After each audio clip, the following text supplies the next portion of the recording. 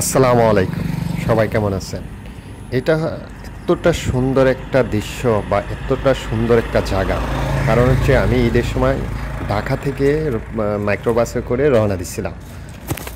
সব পদই ভালো গেছিলাম, জামটাম পার করে সবে গেলাম। মতলবের কিছুক্ষণ আগে দিয়ে গিয়ে আমাদের গাড়িটা অটোমেটিকভাবে নষ্ট হয়ে গেছে, আর চালার মতো কোনো পরিস্থিতিই নেই। তখন আমি ওই জায়গাটা দাঁড়ালাম।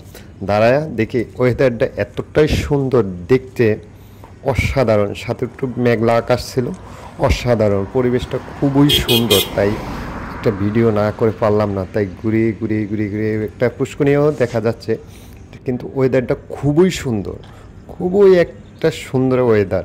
তাই ওখানে দাঁড়ায় একটা ভিডিও করলাম, চারিধার দিয়ে ঘুরে আস্তে করে সবটা নিয়ে একটা ভিডিও করলাম।